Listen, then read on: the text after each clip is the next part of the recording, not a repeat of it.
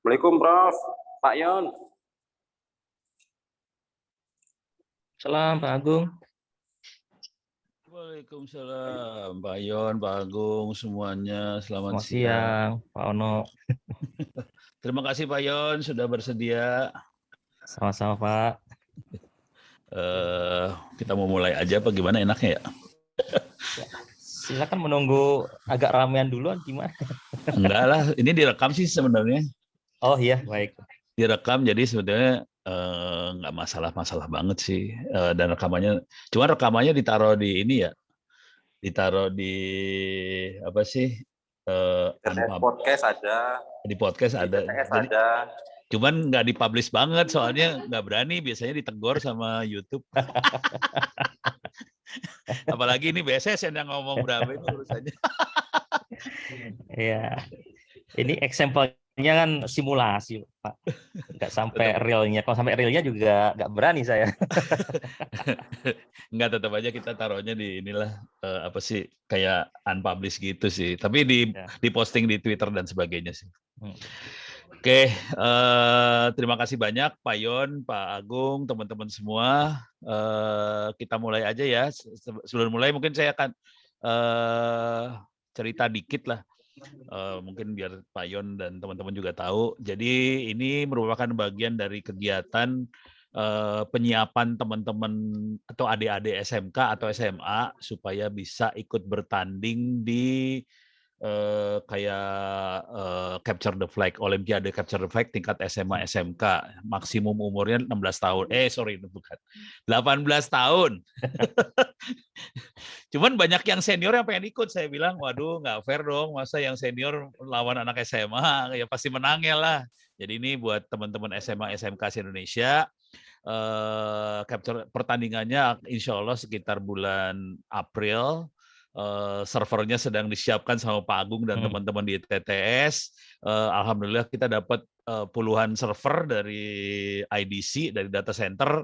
Jadi itu akan dipakai buat pertandingan, gitu ya. Cuman kita bertanding nggak cuman bertanding enggak. Jadi kita berapa bulan ini kita akan siapkan adik-adik SMA SMK ini supaya ngerti teknik-tekniknya seperti apa, supaya nanti pertandingannya jadi seru banget. Dan kita berharap nanti para pemenangnya atau yang terbaik-terbaiknya bisa jadi orang-orang yang bisa mumpunilah di dunia cyber security. Mudah-mudahan nanti teman-temannya Pak Yon di BSSN bisa rekrut Anda jadi Bisa, Pak. jadi pasukan cyber di Indonesia. Itu Iya. kira-kira mudah-mudahan ini bisa bermanfaat. Waktu kami persilakan Pak Yon, monggo silakan Pak Yon. Terima kasih Pak Ono. Saya izin share dulu Pak ya. Oh, siap. Ini banyak sekali sudah saya siapkan, mudah-mudahan bisa menambah pengetahuan dan pemahaman, termasuk juga kaitannya ketika kita sudah memiliki kemampuan ini mau diapakan gitu. Nah, ya itu. Mau Terima kasih Pak Yon. dari sisi positif atau negatif.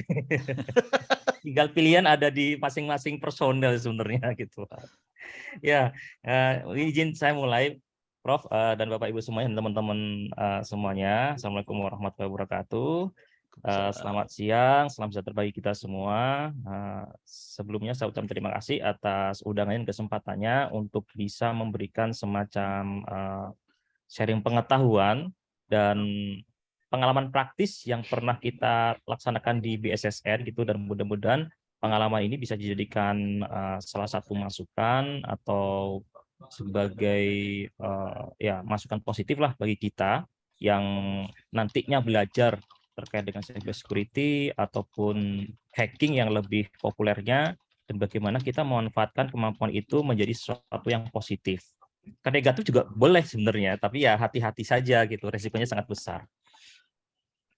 Ya, ini perkenalkan sekilas, Prof. Saya Eko Handri, jadi saya sudah masuk ke dunia cyber atau sandi ini sejak tahun 2002, masuk ke dalam sekolah kedinasannya. Waktu itu Sekolah Tinggi Sandi Negara, angkatan pertama waktu itu. Setelah lulus, kemudian langsung bertugas di Badan Siber dan Sandi Negara. Waktu itu masih Lembaga Sandi Negara sejak 2007. Kemudian sampai sekarang, jadi masih awet di sini. Karena dibutuhkan atau sangat disayang oleh pimpinan mungkin ya.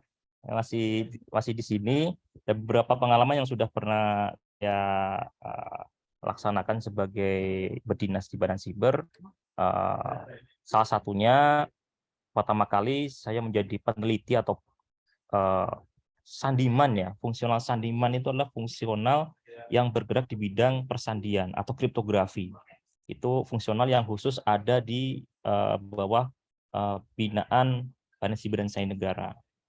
Kemudian yang jadi struktural terkait dengan tanda tangan digital atau sertifikat authority, itu sebagai pionir ya waktu itu di BSSN, kita bangun dari awal sampai nol sampai sekarang sudah alhamdulillah berjalan sangat lancar. Kemudian sudah banyak sekali stakeholder yang sudah menggunakan tanda tangan digital dari BSSN. Kemudian dipercaya menjadi Kasubdit, waktu itu menangani sektor pemerintah daerah, sekarang naik ke sektor pemerintah pusat. Kemudian saya juga tercatat sebagai dosen tidak tetap nih di Politeknik SSN sebenarnya. Tinggal jam ngajarnya tergantung dari waktu luang gitu ya. Ya mungkin itu perkenalan singkat saya. Kemudian beberapa sharing-sharing terkait dengan entah itu oprek-oprekan saya, kemudian beberapa source code oprekan saya simpan di sini di GitHub, kemudian ada di sosial media, dan juga di website yang untuk menaruh biar saya tidak lupa gitu ya. Mungkin itu saja penjelasan Pertanyaan sekilasnya. dikit dong Pak Yon. Iya, Itu yang di sekolah STSN itu ada beasiswa atau gimana anak-anak bisa masuk ke sana? Oh iya, sekarang namanya Politeknik Cyber dan Sandi Negara, itu ganti nama sekolah udah. kedinasan. Dulu Oke. awalnya kan Akademi Sandi Negara, itu Diploma 3. Kemudian tahun 2002 itu naik tingkat menjadi Sekolah Tinggi Sandi Negara, itu menjadi Diploma 4, dan sekarang dengan adanya Undang-Undang Pendidikan Nasional itu berubah jadi Politeknik Cyber dan Sandi Negara. Karena kedinasan, maka proses pendidikannya itu ditanggung oleh negara. Dari awal masuk sampai lulus itu dibiayai negara, kemudian masuk ke dalam asrama selama 4 tahun di sana. Nah, kadangkala selama 4 tahun di sana itu kita ketemu jodoh gitu. Setiap Ini hari ketemu kan. curcol maksudnya. Gitu. Oh, Setelah lulus karena ya. kedinasan langsung ditugaskan di pusat. Gitu. Itu ada seleksinya atau gimana ya, Pak? Ada seleksinya. Oh, Seleksinya itu dari administrasi, kemudian akademis. Seleksi administrasi itu persyaratannya misalkan dari nilai waktu SMA, itu ada persyaratannya minimal 8. Kemudian dari administrasi setelah lulus ke seleksi akademis, ada tes tulisnya. Setelah lulus tes akademis, ada tes kesehatan, psikologi, dan pantogir. Nah, oh, yang unik nih, Prof. wah, lumayan. Yang unik itu seleksi psikologi. Jadi tes psikologi kita itu tidak seperti biasa, karena ketika kita tes psikologi itu ada gangguan dari luar gitu ya. Jadi mengganggu konsentrasi. Nah, waktu saya dulu di tes itu ada suara motor, ada suara panci jatuh, Wak. Oh, Jadi kita ketahanan harus mental. tahan mental. Itu yang di lain-lain nggak ada gitu. Di situ aja ada. Oke, terima kasih Pak Yon. Ini buat teman-teman yang ingin bertanya, silakan bisa langsung tanya. Nanti ada, ini Pak Agung udah mention pertanyaan terbaik dapat hadiah, Buset. Terima kasih banyak Pak Agung. Ini Pak Agung tiap kali bagi-bagi macam-macam nih. Terima kasih. Pak Yon, silakan lanjut. Ya, itu kenalan singkatnya. Nanti mungkin bisa diskusi lebih lanjut tentang pengalaman di BSSN, kemudian waktu kuliahnya bagaimana. Ya, kita ke materi, Pak Ono ya. Sebelum kita masuk ke dalam materi tentang phishing, hacking, dan kaitannya dengan kemampuan itu mau dimanfaatkan untuk positif atau negatif, kita perlu tahu dulu kondisi keamanan cyber di Indonesia. Jadi setiap 2 tahun sekali sebenarnya semua negara itu dinilai tingkat kemampuan keamanan cybernya seluruh dunia, seluruh negara. Nah, kita tahu tahun 2018 Indonesia itu pada peringkat 41 dari 194 negara. Kemudian tahun 2020 itu naik menjadi peringkat 24 dari 190 negara. Kalau dilihat dari Asia Pasifik, Indonesia itu peringkat ke-6. Di atas Cina malahan di situ. Kemampuannya. Jadi yang dihitung adalah kemampuannya, kemudian teknologinya juga itu peringkat 6 di Asia Pasifik dan peringkat 24 global rank di negara dari 164 negara. Jadi kalau dilihat peringkatnya, Indonesia ini sangat kuat ya. Serangan-serangannya itu bisa ditangkis semua gitu. Karena dari teknologi dan SDM-nya juga luar biasa. Tapi walaupun kita ada di peringkat yang cukup tinggi terkait dengan keamanan cybernya, kita lihat sendiri bahwa setiap tahun itu banyak sekali kita catat terdapat anomali trafik. Anomali trafik itu adalah suatu kondisi trafik di lalu lintas internet yang tidak biasa, yang dimungkinkan itu ada serangan-serangan. Di tahun 2022 kemarin itu tercatat di BSSN mencatat ada 968 juta serangan. Jadi walaupun kita peringkatnya tinggi, serangannya makin tinggi juga gitu.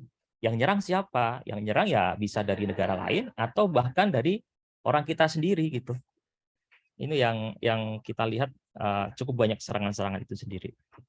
Dan kalau kita lihat dari jenis anomali itu, paling banyak kita lihat adalah aktivitas malware, entah itu ransomware yang mengenkripsi data-data suatu organisasi. Pernah kita menangani data rumah sakit itu kena serangan ransomware. Jadi dokter itu ketika mau mengobati atau memberikan semacam obat atau bahkan mau mengoperasi itu mengalami kesulitan karena data pasiennya itu tidak bisa dibuka. Itu yang sangat berbahaya. Efeknya ketika kita telat melakukan operasi ya sampai menimbulkan korban jiwa. Itu efek walaupun di dunia cyber tapi sampai bisa mengakibatkan korban jiwa gitu. Kebocoran data mungkin kita sering mendengar kebocoran data seperti apa dijual, kemudian ada Trojan activity mirip seperti malware. Jadi semakin tinggi kemampuan Indonesia dalam menjalankan keamanan cyber, baik itu SDM-nya makin tinggi, kadang serangannya juga makin meningkat. Ya ibaratnya semakin tinggi pohon kan semakin tinggi tantangannya gitu ya, anginnya gitu. Itu yang terjadi. Nah, ini juga kalau kita lihat paling banyak itu ada malware, ada kebocoran, dan yang paling banyak diserang di sini adalah aplikasi berbasis web. Itu paling banyak diserang. Nah, kita di sini akan coba mengetahui atau belajar bersama bagaimana suatu aplikasi webnya itu bisa diserang dan bisa menimbulkan korban secara finansial maupun data pribadi seseorang itu bisa dicuri. Yang kita bisa pelajari, catatan saya, pesan saya pribadi, mohon ini tidak disalahgunakan, karena prinsipnya ini sama untuk semua sistem. Jadi kalau disalahgunakan, resiko ditanggung sendiri gitu ya. Nah, kita mulai lagi di sini, kita melihat referensi dari OWASP Top 10. OWASP itu adalah Yayasan Nirlaba Internasional yang bertugas untuk meningkatkan keamanan aplikasi. Jadi setiap 3 tahun, 4 tahun sekali akan menerbitkan 10 kerawanan paling kritis yang sering terjadi di aplikasi web. Nah, kita bisa lihat di sini dari tahun 2013, bahkan tahun 2003, 2007 ada, 2013, 2017, sampai 2021 ada top 10 kerawanan dari aplikasi web yang menjadi sasaran empuk atau paling sering digunakan hacker untuk menyerang aplikasi web. Tahun 2013 yang paling tertinggi adalah injection. Injection itu bisa berupa kode, bisa berupa bahasa database atau SQL. Kemudian yang tahun 2021 ini ada broken access control. Jadi data-data itu bisa diakses tanpa melewati kontrol keamanan yang disediakan. Itu bisa di-bypass. Itu tertinggi di tahun 2021. Nah, semua ini itu bisa kita lakukan dengan menggunakan tools-tools hacking yang ada. Bisa menyerang langsung ke teknologi, bisa juga tidak langsung menyerang teknologi. Nah, kita mau pilih yang mana nih? Mau yang langsung menyerang teknologinya atau menyerang dari sisi yang lain? Nah, ini yang menarik yang perlu kita sampaikan di sini. Kemudian, nah ini pertanyaannya. Mungkin sini bisa, oh iya. Nah, ini ada chattingnya Pak ya, bisa online. Mungkin bisa disampaikan di chat ya. Kira-kira menurut Bapak Ibu teman-teman semuanya, alat apa, tools apa yang biasa dipakai oleh hacker untuk melakukan aktivitasnya? Mungkin bisa diketik di chatting mungkin. Apakah seperti ini? Wah, ini kalau lihat gambar ini kan, oh canggih semua ya alat-alat untuk hackingnya itu. Toolsnya, peralatannya, kadang ada juga ada alat yang memang khusus dijual untuk memudahkan hacker itu menyerang. Ini ada menyebutkan Metasploit, ada Kali Linux, SQL injection. Nah, SQL injection ini jenis serangannya ya. Metasploit itu tools-nya. Kali Linux itu sistem operasinya. Nah, sebenarnya kalau kita menggunakan Kali Linux itu sudah lengkap ya tools-toolsnya. Jadi kita cukup membawa satu laptop saja itu sudah punya semua tools gitu. Nah, kalau Linuxnya apa gitu ya? Linuxnya banyak distro. Yang biasa dipakai untuk hacker itu antara lain yang populer itu Kali Linux. Kemudian yang kedua itu ada yang namanya Parrot OS. Nah, itu Parrot OS ya. Backup juga Linux juga bisa. Itu ya, kira-kira gambarannya seperti itu. Tapi bisa nggak sih kita bisa melakukan hacking hanya bermodalkan HP saja? Kita punya HP ini, bisa lakukan hacking apa tidak? Kira-kira. Kita mungkin nggak bisa Linux atau nggak bisa apa gitu ya. Ada yang pakai NetHunter, Termux, ya ini udah advance nih sebenarnya Termux itu. Coba kita lihat ya, ada Linux di HP. Oh, ini nggak berat ya, HP-nya kepanasan mungkin ya. NetSparker itu bisa juga di desktop ya. Oke, ada banyak sekali ya. Artinya ini teman-teman yang bisa jawab ini sudah biasa mencoba ngoprek-ngoprek dengan Kali Linux atau menggunakan tools yang ada ya. Kita coba bandingkan kondisi realnya ya. kondisi realnya itu sebenarnya menggunakan apa sih? Ya, nah, kita bisa cek di sini ya. Ini yang biasa digunakan, yang umumnya digunakan kalau untuk web hacking, ada WP Scan, online juga ada, di Kali Linux kadang juga disediakan. Ada drop scan. Kalau WP Scan itu untuk melakukan scanning WordPress. Jadi WordPress itu kadang aman sekali kalau setiap saat kita selalu update, kadang sangat rawan, gampang diserang apabila tidak sering diupdate. Nah, kemudian ada drop scan itu untuk Drupal, Joom scan untuk Joomla, Drop WN juga Drupal, CMS SIG itu untuk semua jenis framework CMS. Itu untuk tools-tools yang khusus untuk menguji atau menyerang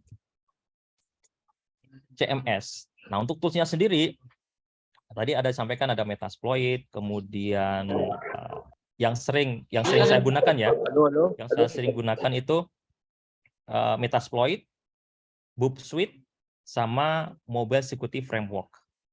Jadi Mobile Security Framework itu untuk melakukan pengujian atau penyerangan terhadap aplikasi Android.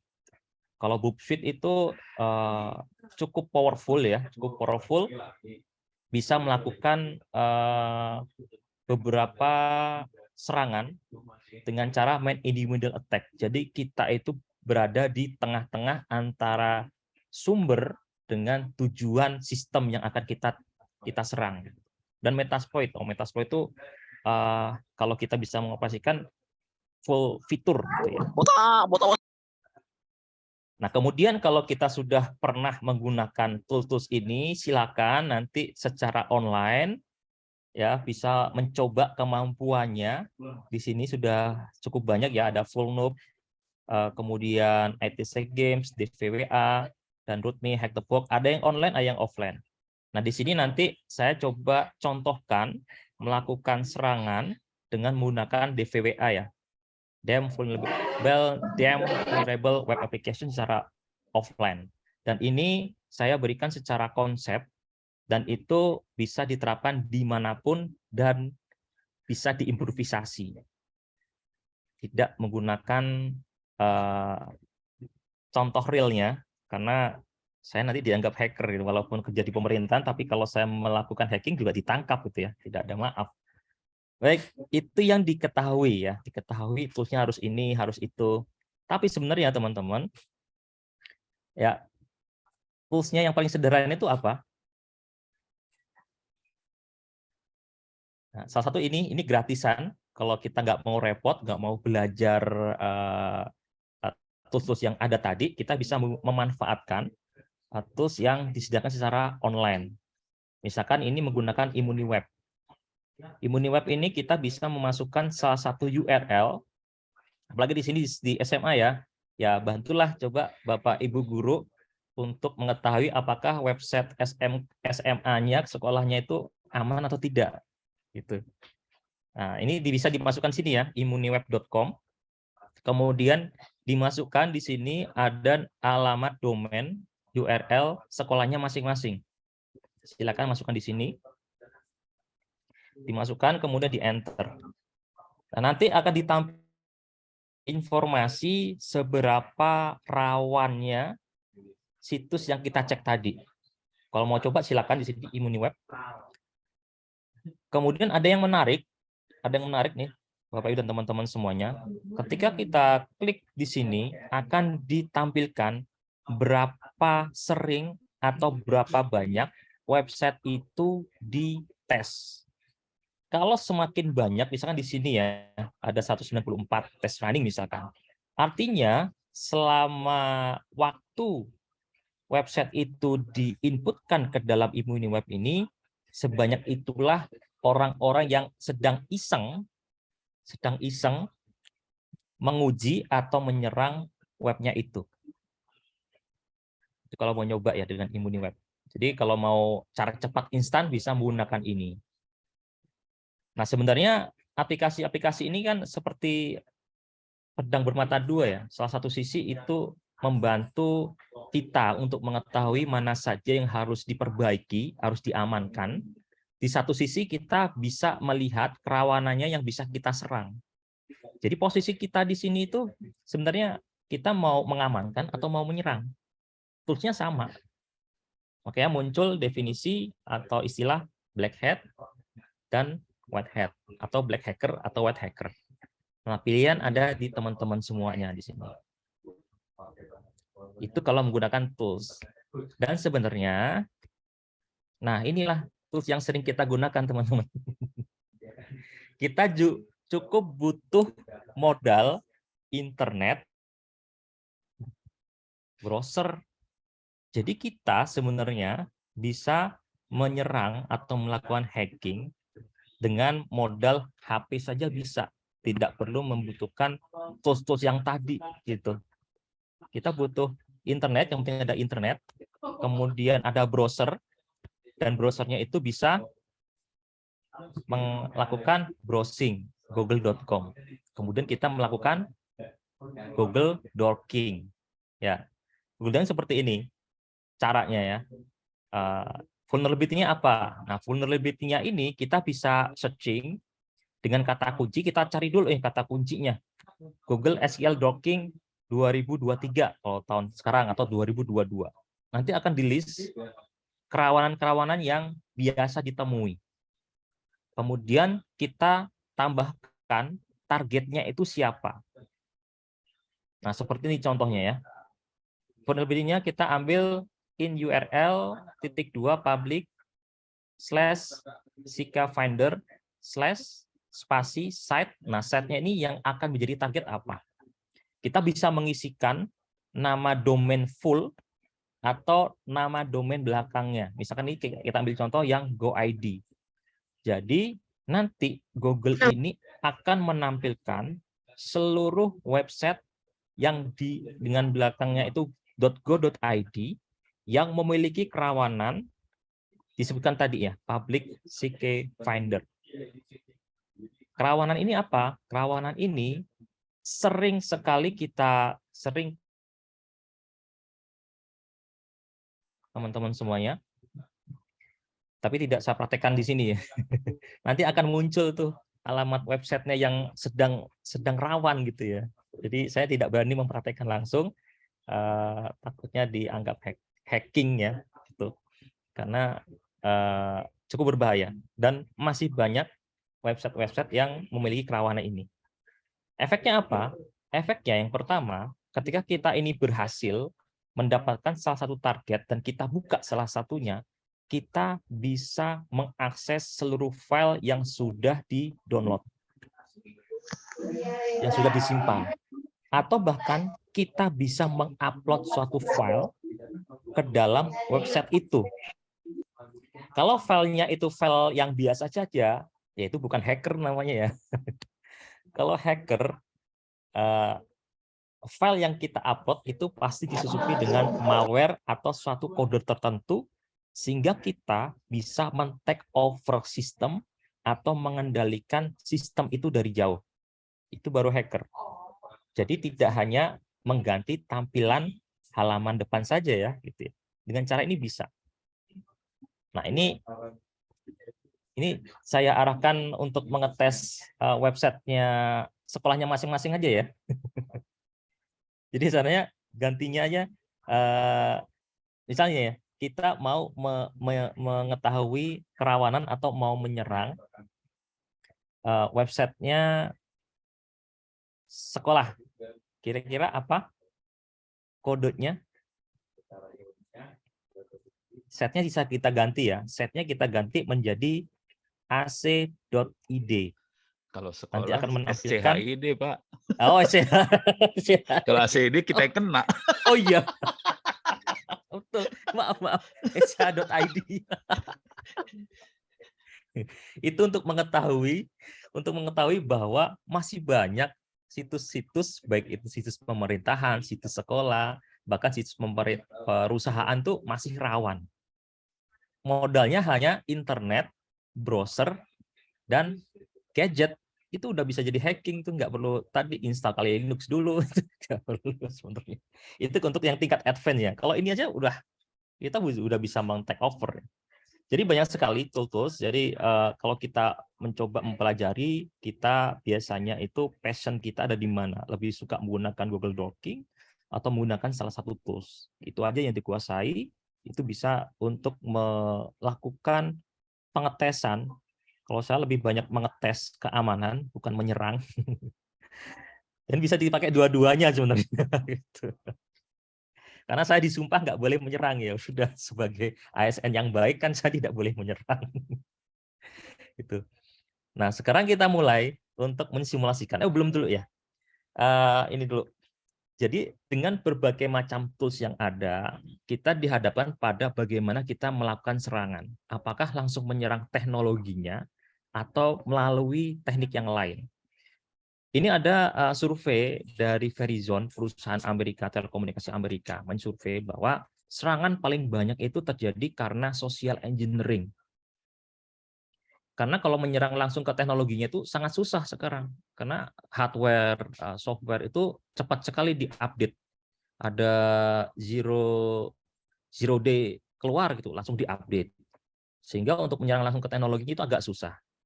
Akhirnya para hacker, para pentester, penguji itu melakukan pengujian dengan cara social engineering. Jadi kita nyerangnya itu melambung, tidak menyerang langsung ke teknologinya, tapi melambung melalui manusianya. Banyak sekali target-target, walaupun itu perusahaan keamanan pun, kalau dengar yang menerbitkan sertifikat CEH ya, Certified Ethical Hacker itu kena juga gara-garanya operatornya yang diserang. Jadi bukan teknologinya, bukan website yang diserang, tapi operator yang diserang. Operatornya dikirimi suatu email, ada attachment. Nah, attachment ini isinya di judul emailnya adalah pendaftaran sebagai lowongan kerja ya, pendaftaran lowongan kerja di websitenya. Di operator karena dia tidak aware, dibuka saja. Ternyata yang dibuka itu adalah PDF atau file yang memiliki malware. Ya sudah, bisa masuk ke sistem. Akhirnya breach juga. Dan macam-macam sekarang pun juga kalau kita lihat beberapa kebocoran data itu rata-rata karena social engineering. Nah, di social engineering lah kita akan mencoba mensimulasikan bagaimana salah satu teknik hacking dengan top 10 OWASP tadi kita gunakan untuk phishing yang merupakan salah satu dari kegiatan social engineering. Paling banyak 95% karena human error dengan social engineering tadi. Nah, ini ilustrasi-ilustrasi ya, teman-teman, ini udah jadi meme. Secanggih apapun teknologi, kalau ada kesalahan dari satu orang saja, itu sudah KO lah sistemnya itu. Gitu. Ini meme-nya udah terkenal ini ya. Secanggih apapun teknologinya, kalau ada usernya aja udah ceroboh, ya bisa dibobol juga. Gitu. Nah, disinilah kita mencoba untuk melakukan penyerangan dengan social engineering. Baik.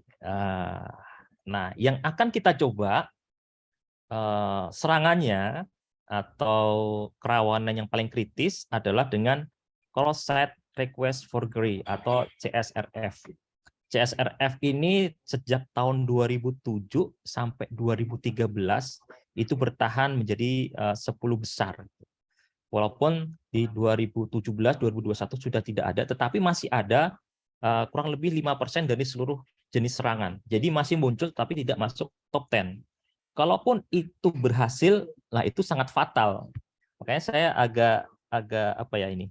Top 10 ini memang yang paling sering terjadi, tetapi karena sering terjadi, maka resikonya tidak terlalu besar. Yang jarang terjadi inilah yang resikonya sangat besar. Maka di sini kita coba untuk mensimulasikan, mendemokan salah satu serangan atau kerawanan yang memanfaatkan cross-site request forgery atau CSRF. Ya, kita coba simulasikan, mudah-mudahan ada gambarannya, dan kita nanti bisa mengetahui kenapa sekarang itu banyak sekali ada yang broadcast lewat chatting, ngirim link promo, kemudian ngirim, kemarin terakhir ada kasus APK terkait dengan pengiriman barang dengan APK yang harus diinstal, itu salah satunya lewat proses request ini. Nah, kira-kira begini gambarannya. Kita mengetahui bahwa pertama kita harus mengetahui bahwa suatu sistem atau website itu memiliki kerawanan tentang cross-site request forgery.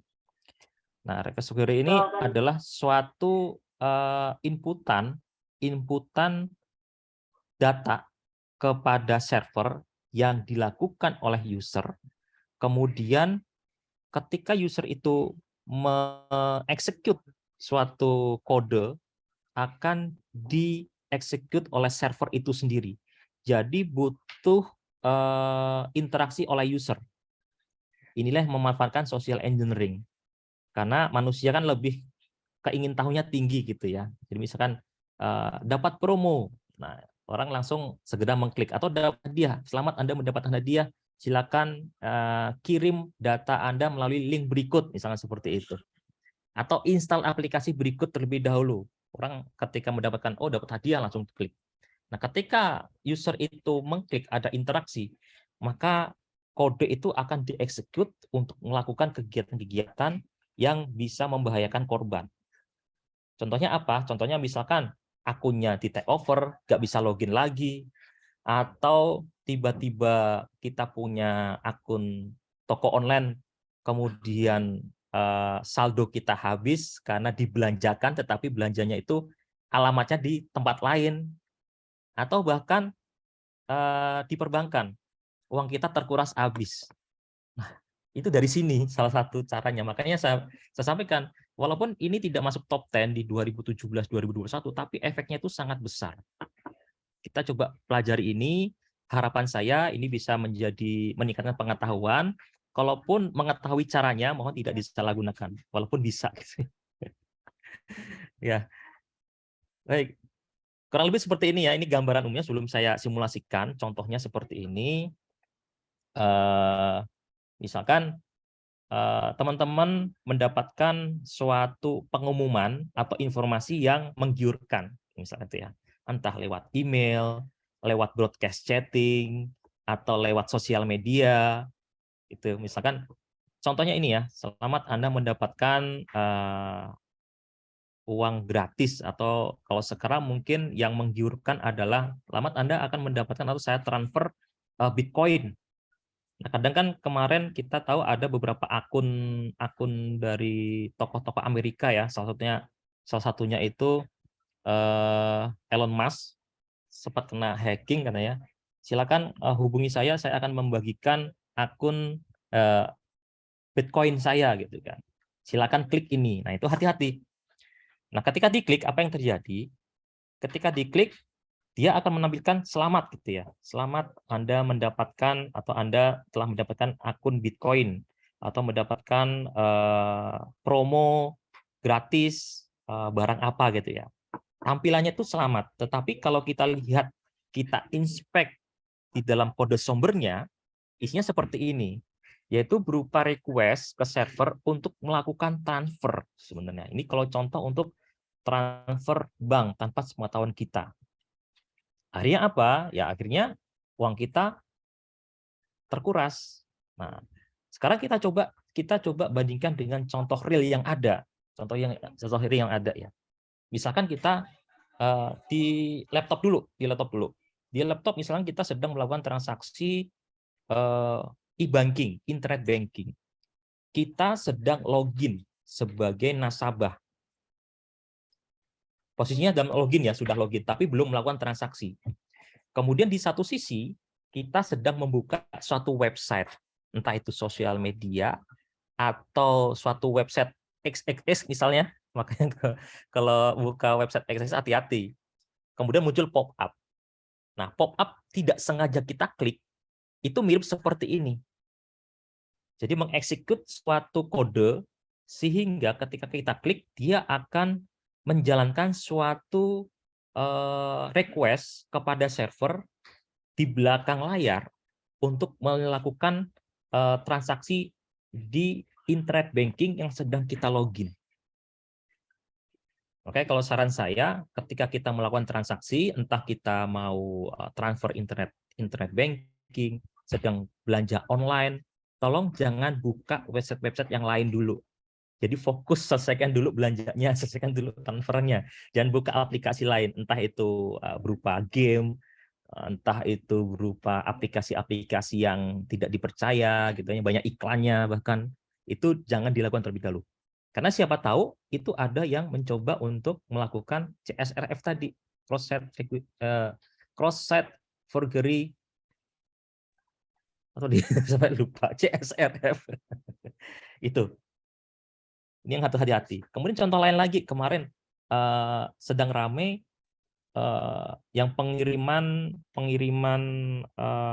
jasa ya, kurir ya. Itu juga bisa terjadi dari kasus seperti ini.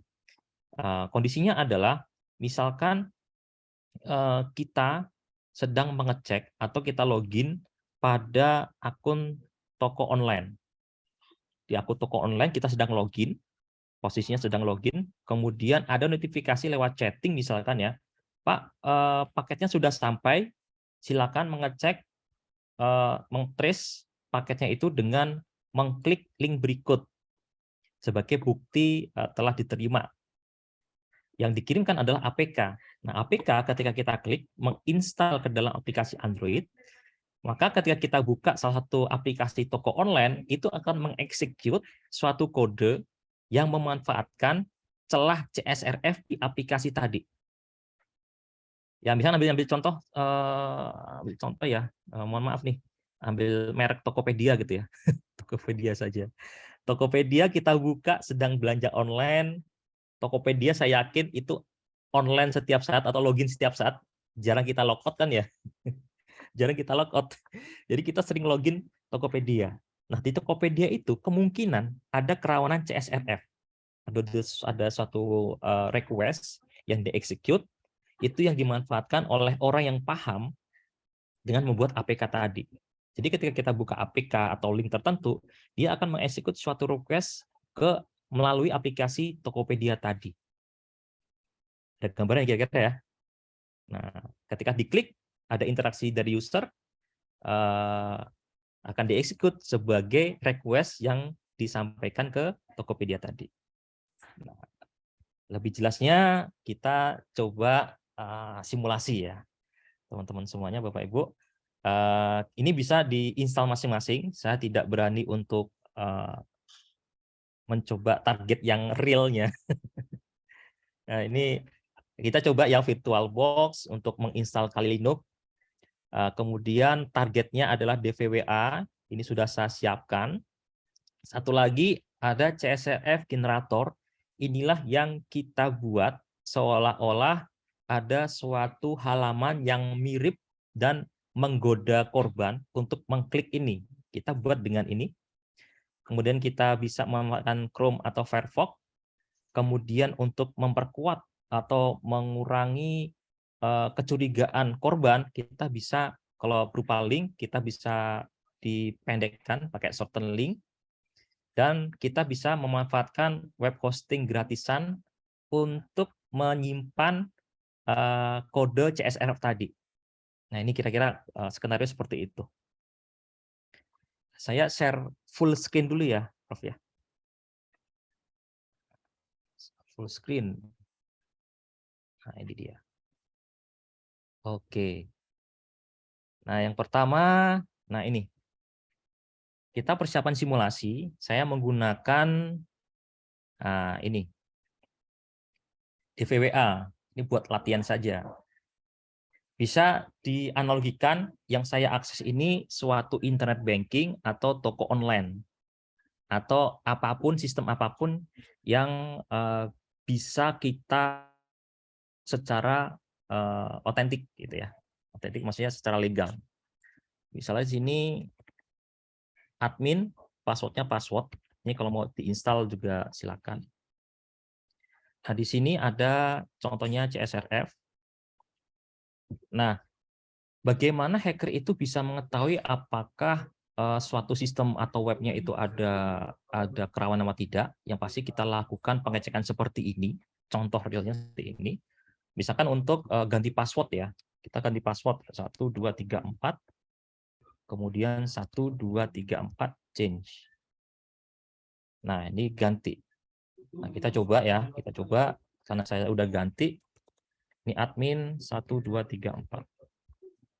Bisa login ya dengan password 1, 2, 3, 4 tadi. Nah, sekarang kita coba kita membuat kode CSRF. Karena tadi itu kita cek ternyata ada kerawanan CSRF-nya. Caranya seperti apa?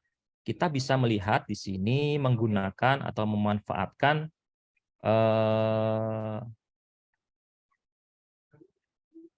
nah ini Web Developer Tools. Nah, di sini. Ini walaupun untuk developer, tapi bisa juga untuk melihat kerawanannya. Nah, sekarang kita coba lagi di sini. Mengganti jadi 1, 2, 3, 4, 5 ya. 1, 2, 3, 4, 5. Ini saya reload dulu.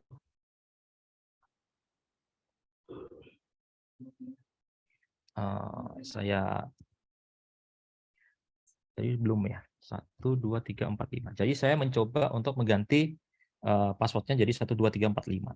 Ini saya change. Nah, di sini kita bisa tahu secara detail di header-nya ada request metodenya get. Kemudian data yang akan dikirimkan adalah seperti ini. Targetnya adalah ini. Nah, di sini kita bisa memanfaatkan suatu tools untuk membuat suatu kode CSRF. Ini yang kita gunakan untuk membuat phishing. Bisa menggunakan ini. Ini ya. Security lover. Ini buatan orang.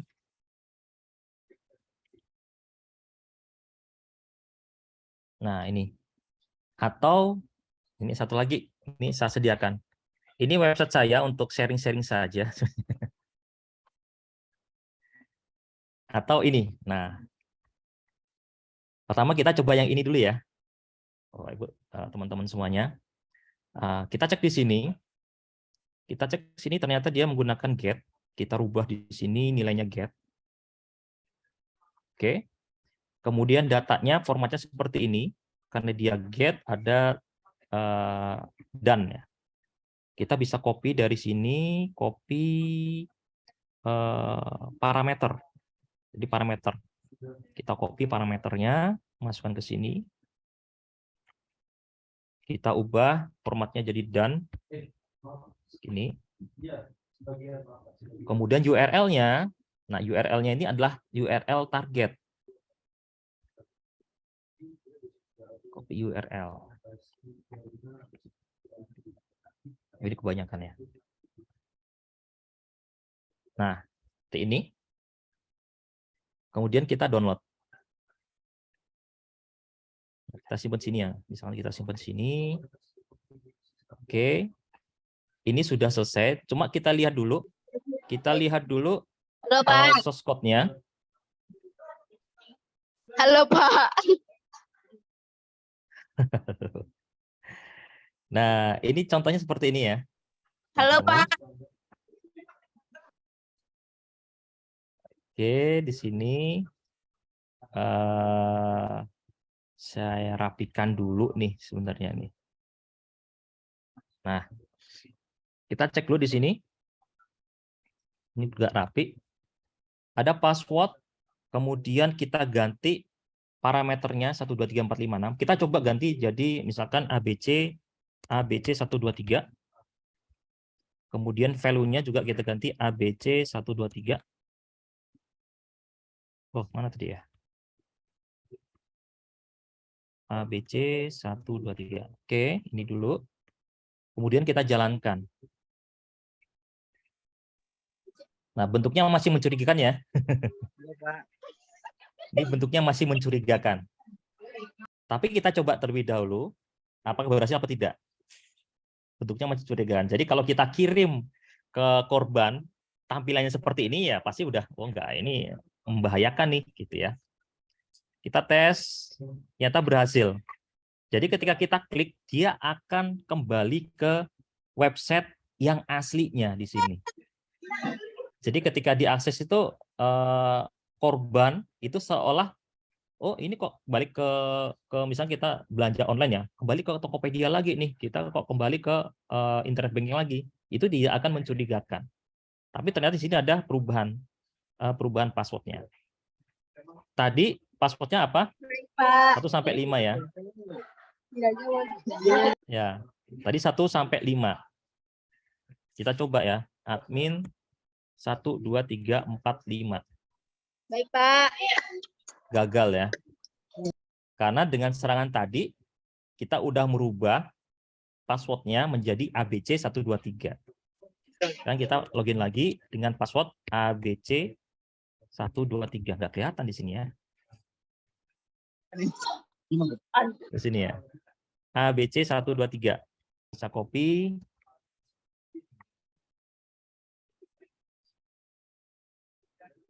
Nah, berhasil.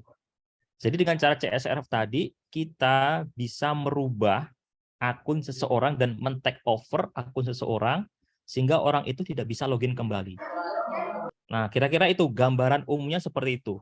Bayangkan kalau CSRF-nya itu diketahui bisa digunakan untuk mentransfer suatu uang atau membelanjakan barang tanpa pengetahuan yang memiliki akun tersebut. Nah, ini toolsnya. Jadi kalau lihat teman-teman lihat di banyak teknik itu, ini sudah umum nih. Di dunia hacking ini udah umum nih, pasti banyak sekali dipakai. Ini yang agak rumit. Nah, sekarang kita cari yang agak cepat ya. Ini agak cepat nih sebenarnya. Tinggal di-copy saja di sini dengan cara yang sama. Ini kalau teman-teman bisa praktek langsung lebih enak nih, lebih kerasa itu ya. Lebih kerasa suasana jadi hacker itu seperti apa gitu. Ini kita copy request header. Ya, kalau tadi kan request copy parameter, copy URL, sekarang copy request header. Kemudian kopikan ke sini. Ini ya. Kemudian generate form. Nah, tinggal kita save atau kita rubah terlebih dahulu di sini. Ya. Nah, ini tadi kita ubah passwordnya itu menjadi 123456. Nah, sekarang kita coba rubah lagi tanpa harus login ke sini. Jadi statusnya adalah korban itu sedang login, sudah masuk ke dalam aplikasi atau sistem. Nah, sekarang kita coba rubah lagi passwordnya saja, ya. Passwordnya saja menjadi, misalkan kita rubah menjadi yang gampang aja, keyword TY 123 123. Kemudian kita save. Oke, kita save ya. Ini yang kedua nih ya. Nah, kita lihat tampilannya. Nah, tampilannya seperti ini, teman-teman. Masih mencurigakan, ya. Masih mencurigakan. Jadi kalau ada orang yang kita kirimkan, ketika dibuka kok cuma submit aja, wah mencurigakan nih. Ini masih mencurigakan, tidak akan sulit atau akan susah untuk dipercayai. Kalaupun diakses, klik submit ya. Dia kembali lagi ke website aslinya. Jadi korban itu tidak akan curiga bahwa akun dia itu sedang di take over. Ya. Nah, sekarang kita akan mempercantik tampilan tadi, ya, mempercantik tampilan tadi dengan gambar. Caranya gimana? Kita menggunakan yang ini, kita hanya menampilkan satu tombol saja, kemudian kita tambahkan, misalkan seperti ini ya, kita cari, kira-kira sekarang yang sedang ngetren apa? Yang sedang ngetren apa ya sekarang? Ya, ini seperti phishing ya. Emang phishing itu banyak jenis caranya, banyak jenis caranya. Salah satu memanfaatkan itu bisa dari CSRF, bisa dengan mengirimkan attachment saja. Attachment-nya itu bisa berupa PDF, tapi ini kita linknya itu ada link yang menggoda korbannya. Nah, sekarang misalkan yang lagi ngetren apa ya sekarang? Oh ya, Imlek ya. Jadi gacor. Ya, sekarang Imlek nih, promo Imlek. Nah, ini misalnya promo Imlek Lato-lato tuh, 2023. Pak, ada lato-lato. Lato-lato berhadiah misalkan ya. Lato-lato berhadiah. Kita ambil gambarnya saja nih, teman-teman. Nah, ini ya, lato-lato lomba yang mana ada hadiahnya ya. Nah, ya, kita ambil satu saja ya. Nah, sekarang kita ambil gambar ini. Ya. Kita ambil gambar yang lomba lato-lato, kemudian kita save image, kemudian kita tambahkan di sini ya. Kita tambahkan, saya sudah punya template-nya nih sebenarnya nih. Kita tambahkan sini saja, misalkan di sini gambar lato-lato. Oke, ini gambar lato-lato. Nah, kemudian saya ingin merubah tampilan tadi.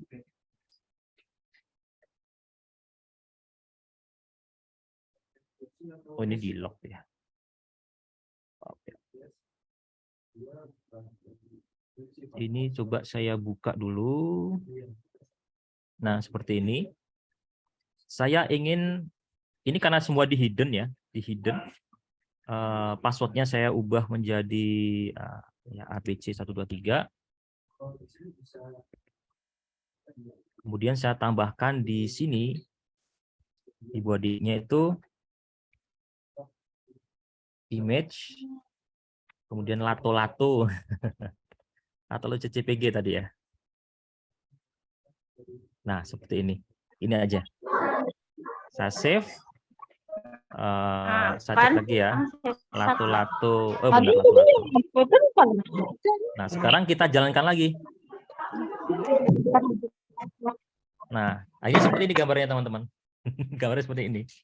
Inilah yang nanti kita kirimkan. Jadi kita tambahkan, misalkan ini kurang bagus tampilannya. Jadi kita ubah, misalkan menjadi lebih menarik. Ya, sini. Misalkan ini selamat.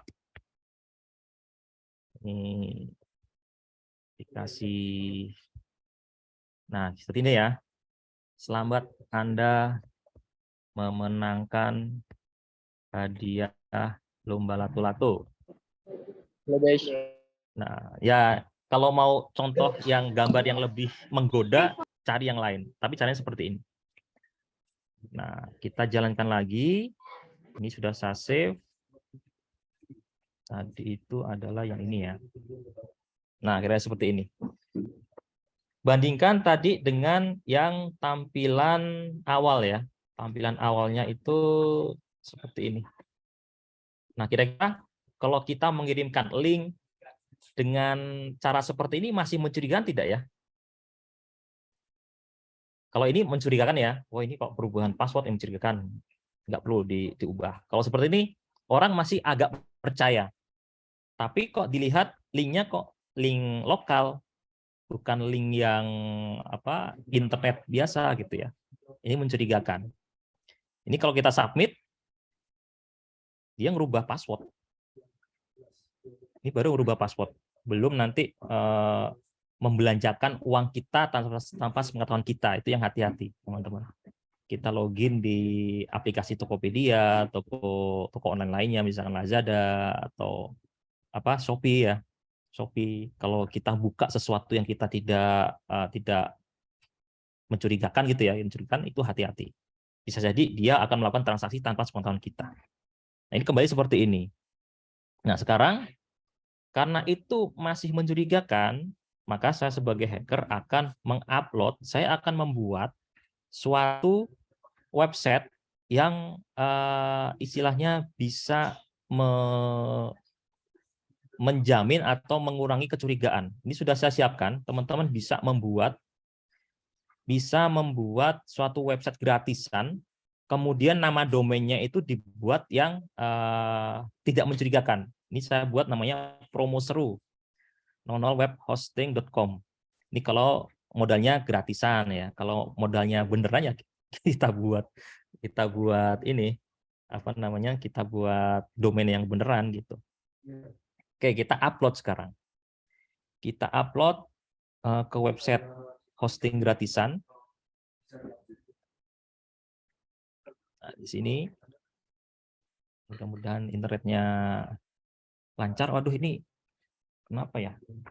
Internet saya, mohon maaf, powernya kok cepat habis nih. Maaf.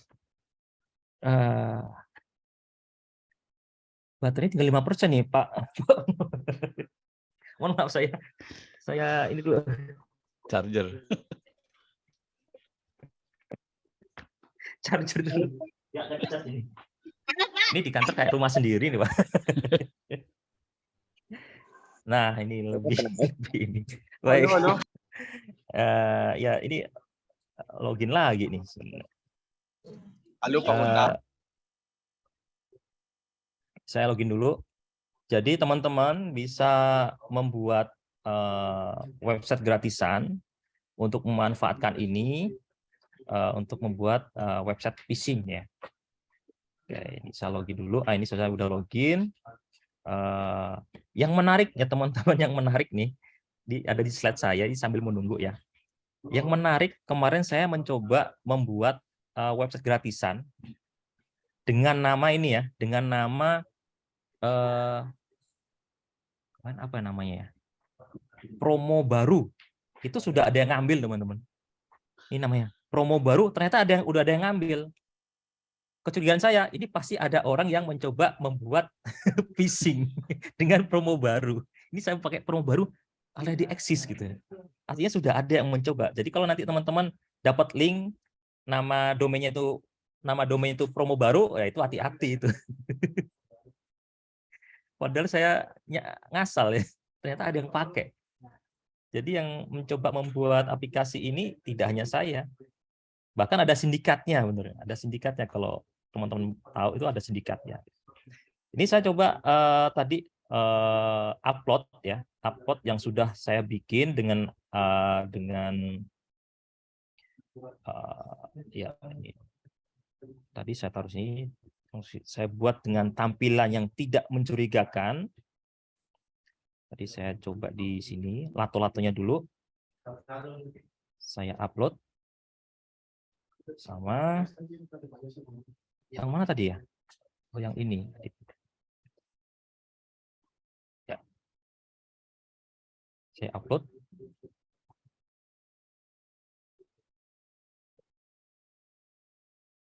Nah, oke. Agar dia bisa langsung diakses, saya ubah menjadi index.html. Nah, oke. Nah, sekarang saya mengakses website ini. Nama websitenya tadi adalah tadi ya, promo seru. Ini. Udah ya, promo seru. Saya kembali dulu di sini, my site. Kita coba. Ini hasilnya. Wah, jadi dah gitu ya.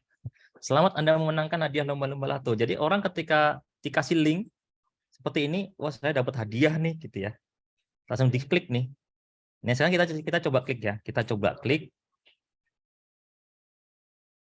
Ternyata di sini, oh ya, mohon maaf, karena ini beda. Nah, ini kelemahannya dari CSRF, kalau kita membuka beda browser kadang tidak berjalan. Artinya kondisinya ini akan berhasil apabila kita berada pada satu browser dan di browser ini kita sedang login sebagai akun yang sudah login. Bisa dianalogikan, teman-teman, Bapak Ibu semuanya sedang transaksi online, toko online, internet banking, sedang login. Kemudian Bapak Ibu dan teman-teman semua mengakses suatu website. Tadi gambarnya ini ya. Satu website yang mencurigakan, entah itu dari pop-up atau website XXS, misalnya seperti ini ya.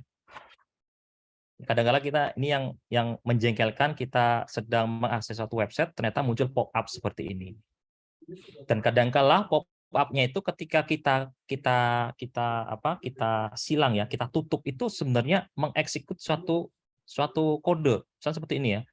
Kita tutup ternyata dia mengsubmit. Nah, seperti ini misalkan ya. Nah, dia langsung otomatis mengubah passwordnya.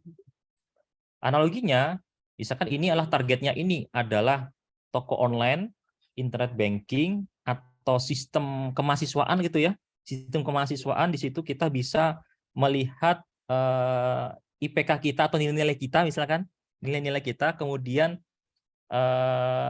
kita mau menyerang website itu untuk merubah nilai kita atau nilai IPK kita. Yang kita serang siapa? Yang kita serang misalnya dosen kita atau administrator gitu ya. Misalnya dosen, Pak Ono lagi ngajar mau ngasih nilai gitu ya. Terus ada mahasiswa, Pak Ono ini ada saya punya link bagus nih buat bahan kuliah. Pak Ono klik. IPK-nya bisa berubah. IPK-nya bisa berubah tuh Pak. Ada tuh Pak. Mirip seperti itu. Ini analogi saja gitu. Saya nggak berani dengan kondisi realnya. Kira-kira seperti itu. Ini linknya hati-hati. Nah, ini kembali lagi. Jadi Pak Ono tadi ketika klik, ya kembali lagi seperti mengakses sistem akademik, padahal yang diklik awalnya itu adalah berupa promo. Nah, kita kembali lagi ke tadi, itu masih mencurigakan ya. Promo, tadi promo seru. Nah, kayak gini teman-teman. Nah, ini masih mencurigakan. Biar tidak mencurigakan, misalkan ini yang kita kirim ke, misalnya saya kirim ke chat ya. Nah, saya kirim ke chat atau dikirim di broadcast gitu ya. Ini saya dapat promo nih, lomba lato-lato hadiahnya misalkan 1M gitu kan.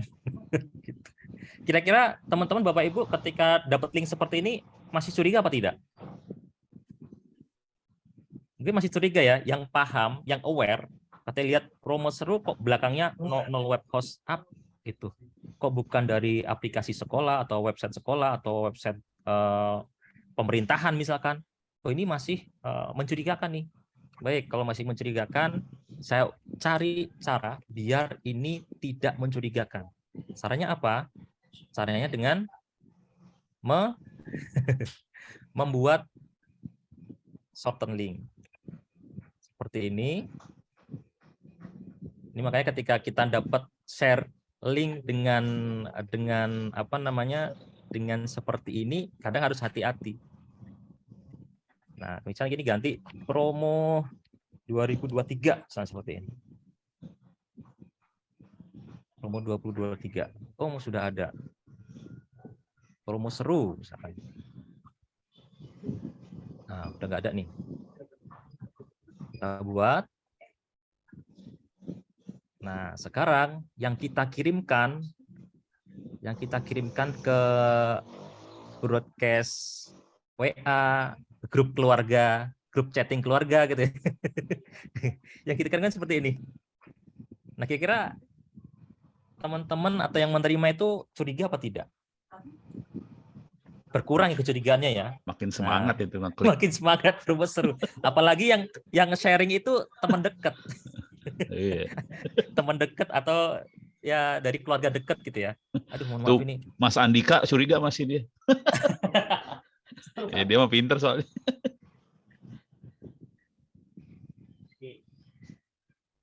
Sudah saya geser sedikit. Nah, ini yang kalau teman-teman, apalagi yang keluarga kita yang jauh gitu ya, dapat bit.ly promo seru, ya masih bisa diklik. Ternyata ketika diklik ya, ini kita coba ya, kita klik di sini, seperti ini kan, kita klik ya, nanti kembali ke tadi, oh ini dapat hadiah lomba, submit misalkan, nanti ya kembali ke tempat tadi, merubah password, mengambil akun, transfer atau belanja tanpa sepengetahuan kita, itu yang terjadi. Nah, kira-kira itu teman-teman gambarannya, kita bisa memanfaatkan salah satu kerawanan top 10 OWASP untuk membuat phishing atau melakukan serangan secara social engineering. Kenapa social engineering? Karena weakest link atau rantai terlemah suatu sistem atau keamanan cyber itu ada di manusianya. Dari sisi psikologis itu mudah sekali diserang. Gitu. Nah, sekarang teman-teman semua sudah mengetahui caranya. Ya, caranya nanti kalau ada yang masih belum jelas, bisa kita diskusikan lagi di sesi diskusi, tapi ini belum selesai ya. Ini yang tadi saya coba jadi promo baru, ternyata udah ada yang ngambil nih. Wah, hati-hati nih. Ada yang mencoba membuat serangan baru. Nah, ini salah satu senjata untuk kita melakukan hacking. Nah, sekarang pilihan ada di teman-teman atau Bapak Ibu semuanya. Dengan kemampuan tadi, salah satu kemampuan dari top 10 baru satu ini yang di sharing, belum yang lainnya. Nah, kira-kira teman-teman mau menjadi white hat atau white hacker atau black hat? Ini pilihan ada di teman-teman semuanya, Bapak. Kalau menjadi white hat artinya kita bisa menjadi bug bounty hunter. Ketika kita menemukan suatu kerawanan, kita laporkan, nah kita dapat semacam uang jasa gitu ya. Atau VVDP. Kalau VVDP, BSSN itu punya program VVDP. Jadi kalau teman-teman semua, Bapak Ibu semuanya mendapatkan suatu kerawanan, kemudian melaporkan ke BSSN, BSSN akan memberikan apresiasi berupa sertifikat bahwa Bapak Ibu atau teman-teman semuanya itu telah mengikuti program VVDP dan mendapatkan sertifikat atau bahkan ada souvenirnya. Atau kalau tidak, kita sebagai white hacker bisa menjadi cyber security profesional. Nah, ini nanti yang pilihannya banyak sekali gitu. Atau pilihan kita menjadi black hat. Kita tahu tanpa bilang-bilang kita take over akunnya, kemudian kita juga bisa melakukan illegal transfer atau jual data di dark web. Tapi resikonya besar kalau black hat. Kenapa? Karena ketika terjadi serangan, kita bisa bisa direkrut atau ditangkap, ya itu tergantung dengan kondisinya. Nah, sekarang saya coba cerita kondisi yang pernah ditangani oleh BSSN ya, teman-teman ya. Jadi kita dengan salah satu kasus kebocoran data, kita bisa men-trace di mana penyerangnya dan lokasinya. Apakah 100% pasti ketemu? Itu masih dalam proses investigasi sampai bisa dibuktikan oleh Cybercrime Polri. Jadi kita tidak kerjasama sendiri, kita bisa kerjasama dengan Cybercrime Polri. BSSN dengan Cybercrime Polri itu yang akan menangkap. Kita itu dari BSSN itu mendeteksi kira-kira lokasi penyerang ada di mana, apakah di Indonesia, apakah di luar negeri, ataukah di kota mana. Kita bisa mengetahui itu. Baru kita laporkan ke Cybercrime Polri untuk kerjasama untuk menangkap itu. Ketika ditangkap tidak otomatis jadi ini ya, jadi terdakwa ya. Kita buktikan dulu dengan digital forensik bahwa memang benar pelakunya itu melakukan kegiatan tersebut. Ini tinggal dipilih ya, mau yang hitam atau mau yang putih. Pilihan ada di Anda. Tapi saya mencoba untuk memberikan tawaran yang lebih menggiurkan. Yeah. Nah, ini pilihannya. Apakah mau menjual secara ilegal? Memang penghasilannya lebih besar ya, biasanya lebih besar, tetapi ya resikonya lebih besar, ditangkap gitu ya. Atau lebih jadi bug bounty. Sudah banyak platform-platform yang menyediakan bug bounty. Jadi ketika kita mendapatkan kerawanan, kita laporkan, nanti kita dapat hadiah. Hadiah itu berupa uang ya, hadiahnya berupa uang. Entah itu berupa dolar atau rupiah. Kalau di Indonesia itu ada cyberarmy.id, salah satu platform untuk bug bounty. Atau mengikuti program VVDP. Nah, seperti ini. Di BSSN punya program VVDP, nanti dilakukan ke BSSN melakukan verifikasi, kemudian kita berikan apresiasi. Atau hari ini bukan kena hacking ya ini ya. Ini karena anode-nya belum dimatikan. Saya ini ya, mouse-nya saya matikan dulu. Clear all monitoring. Ini bukan di hacking ya, teman-teman ya. Jadi kalau nanti sedang Zoom kemudian yang coret-coret itu memang belum dimatikan ya. Jadi bukan karena di hacking ya. Mungkin dari adminnya bisa matikan dulu nih Anotnya dimatikan. Jadi ketika ada yang coret-coret dikatakan sedang di hacking, itu bukan di hacking ini, memang fiturnya. Ya yang pegang Pak Agung saya nggak tahu nih. Oke, pilihan selanjutnya. Nah, ini pilihan selanjutnya nih, teman-teman. Teman-teman bisa atau Bapak Ibu di kepala sekolah bisa menyiapkan siswa-siswanya atau teman-teman semua siswa-siswanya untuk bisa masuk ke dalam perguruan tinggi kedinasan. Kalau terkait keamanan cyber itu di Politeknik Sandi dan Cyber dan Sandi Negara atau Poltek SSN.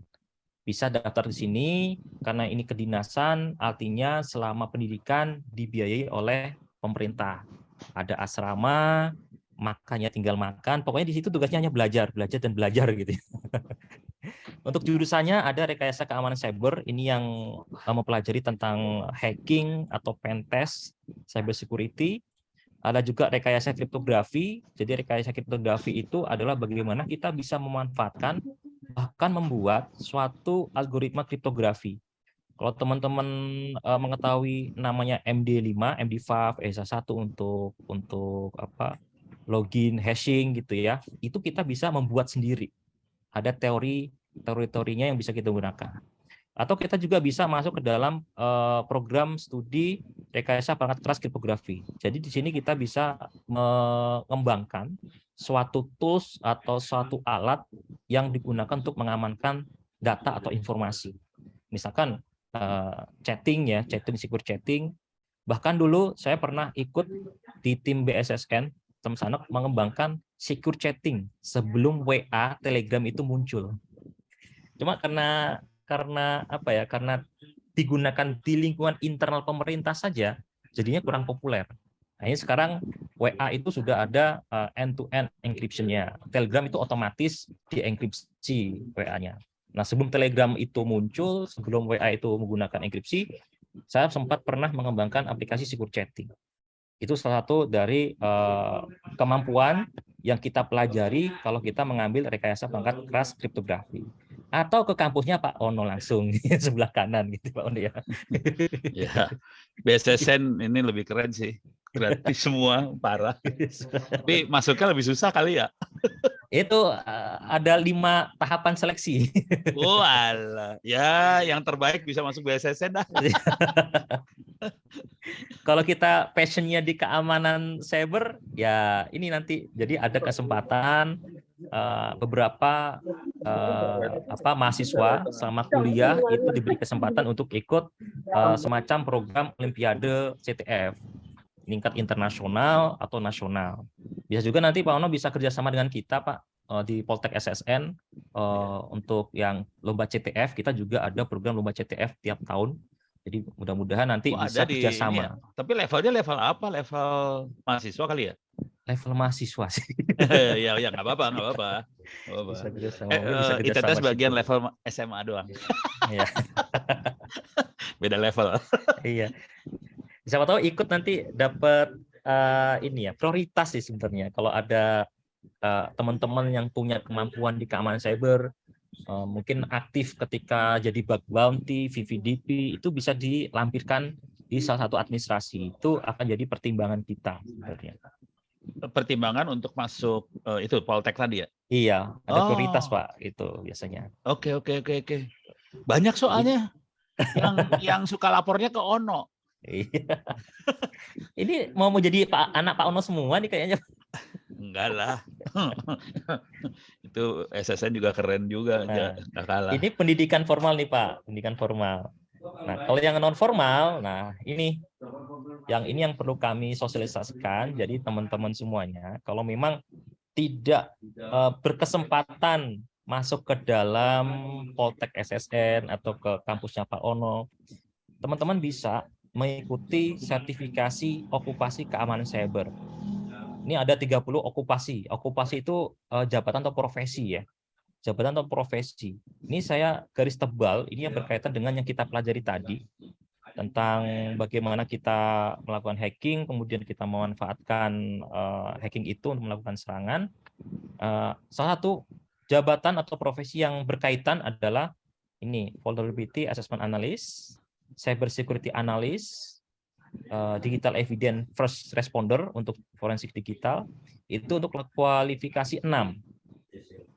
Yang kriptografi itu yang dua jurusan tadi gitu. Jadi khusus mempelajari tentang kriptografi. Yang kualifikasi 7 itu ada 12 okupasi yang berkaitan dengan pengujian atau hacking tadi.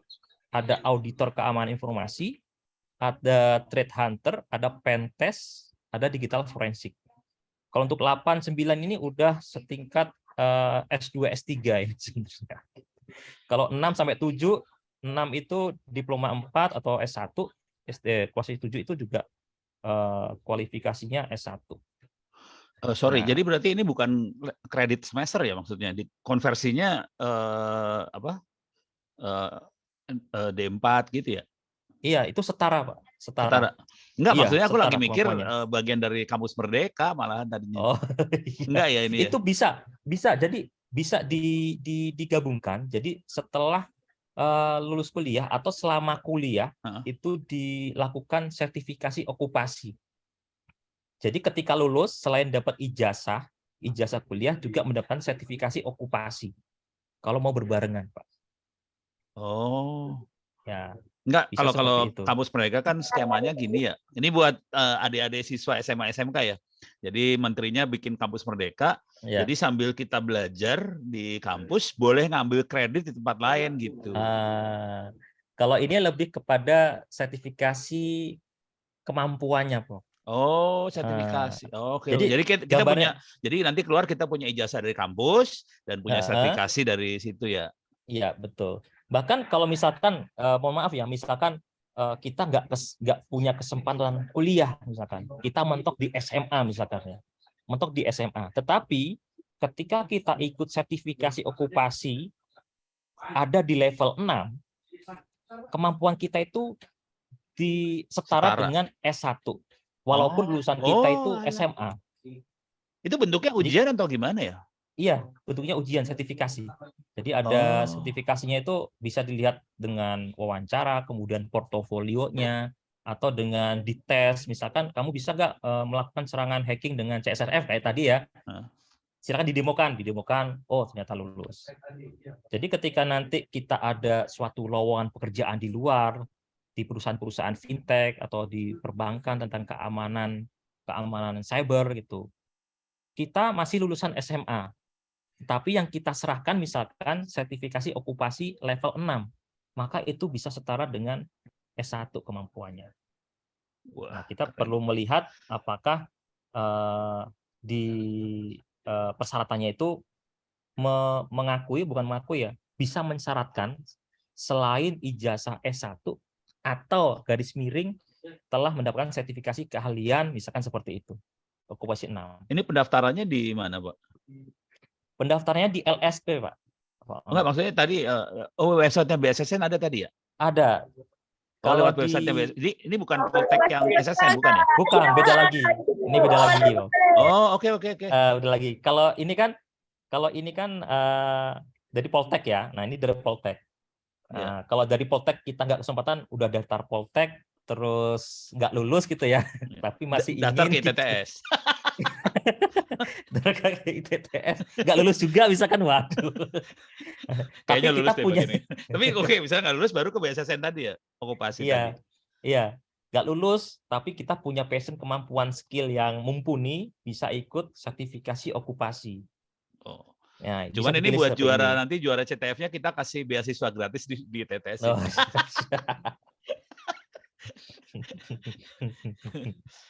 Jadi kemampuannya ya kita manfaatkan. Kalau memang udah nggak bisa ikut pendidikan formal lebih tinggi, kita bisa menyetarakan kompetensi kita sehingga setara. Jadi walaupun kita lulusan SMA, tapi kalau kita memiliki sertifikasi level 6 itu udah setara S1 dan diakui gitu. Itu di pendaftarannya keyword-nya apa kalau mau nyari ya?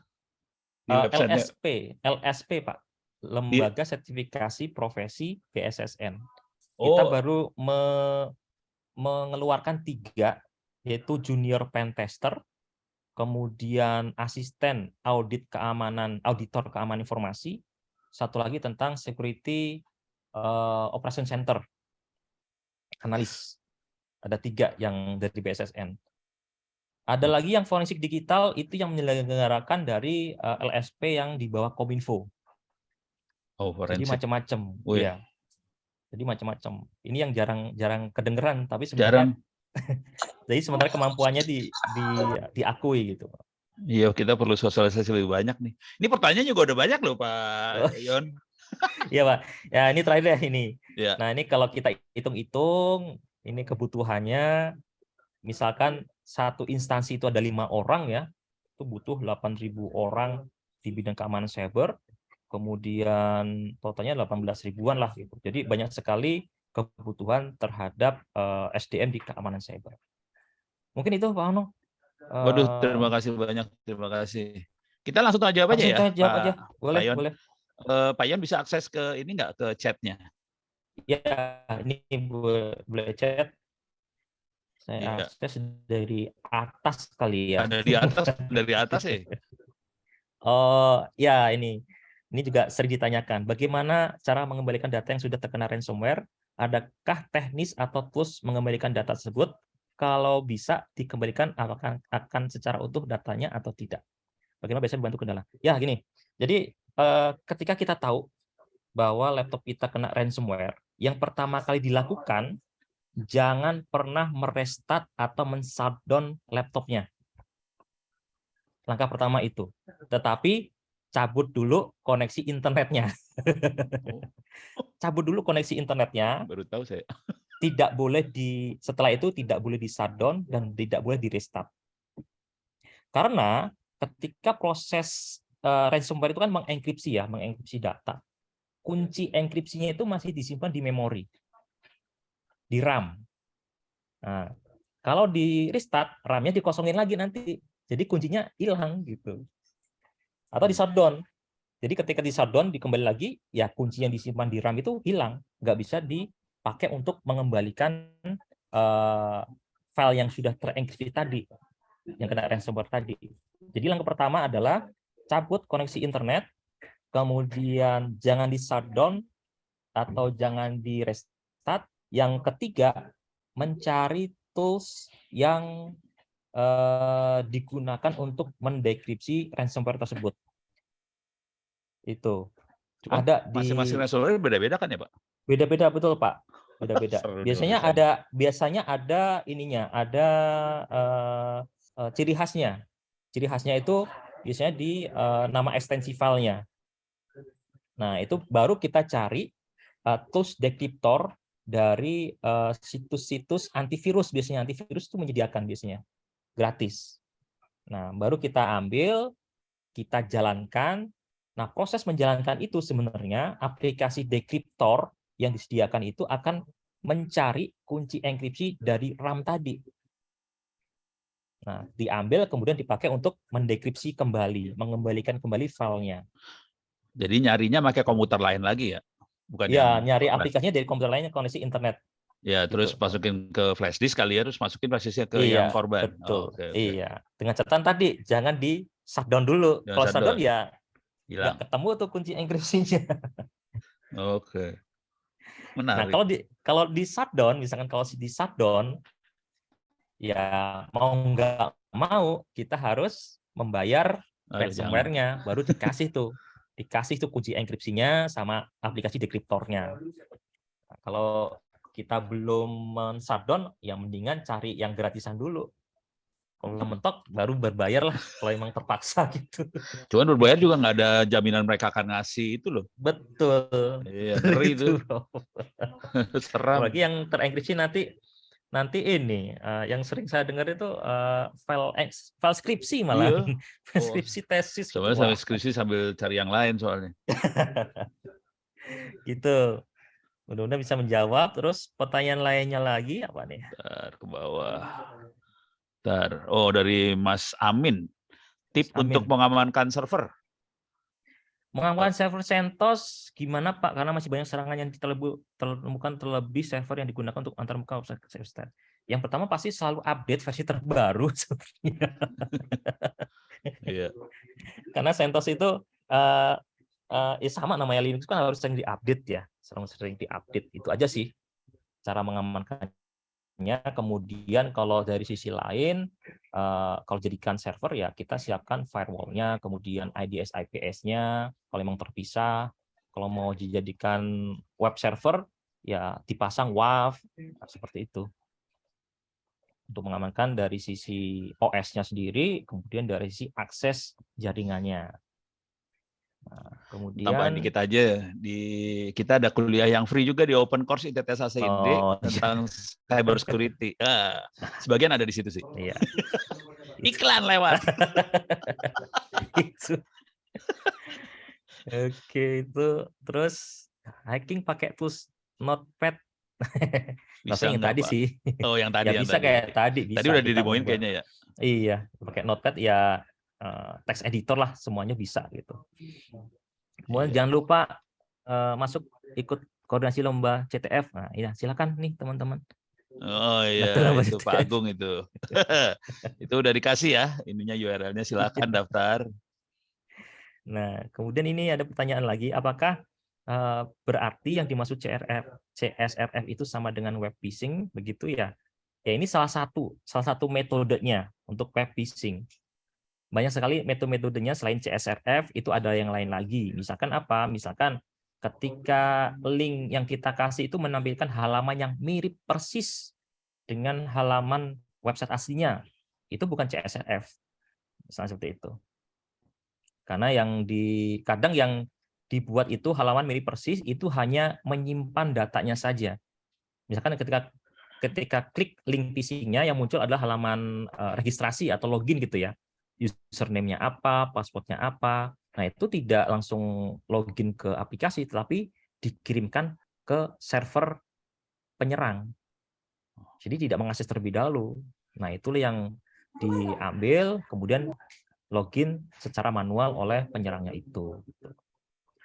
PowerPoint di-share ya nanti memang khusus untuk teman-teman semua saya share nih, tapi tolong Jangan jangan disebarin disalahgunakan. Terima kasih banyak sebelumnya loh Pak Yon. Jangan disalahgunakan. Jangan salah gunakan, yang penting. Ada lagi nggak? Developer webnya save data pakai get. Ya, sebenarnya tidak harus pakai get, pakai post pun itu juga rawan sebenarnya. Sama-sama rawannya. Bedanya kalau get itu biasanya dipakai untuk yang data-data yang tidak terlalu sensitif sebenarnya. Untuk post itu yang sensitif. Nah, itu tetap aja sama-sama rawannya kalau memang itu CSRF-nya itu bisa di execute walaupun pakai post juga bisa. Pakai konsol inspect elemen langsung tidak bisa Pak pakai Fetch API. Ya, kalau ini perlu dicek sebenarnya kalau pakai konsol inspect elemen itu apakah jalannya itu lokal atau tidak. Kalau memang langsung koneksi ke servernya ya bisa, tapi kalau tidak bisa hanya merubah tampilan lokalnya, ya itu tidak berubah apa-apa. Kadang-kala kan saya lihat di beberapa tutorial YouTube gitu ya, cara hacking atau cara merubah tampilan website ini gitu. Ternyata ketika dicek itu hanya merubah inspect elemen aja gitu secara lokal gitu. Tampilan lokal. Ya di laptop dia emang berubah, tapi di laptop orang lainnya nggak berubah gitu. Tuh, kemudian judi online gacor. Ya, ini saya contohkan dengan Google Dorking itu salah satu pintu masuknya website judi online masuk ke dalam website pemerintahan, website sekolah lewat itu. Maka tadi saya contohkan yang rawan itu tadi gitu. Dan kalau saya paparan menyampaikan ke instansi pemerintah, saya tampilkan langsung Pak.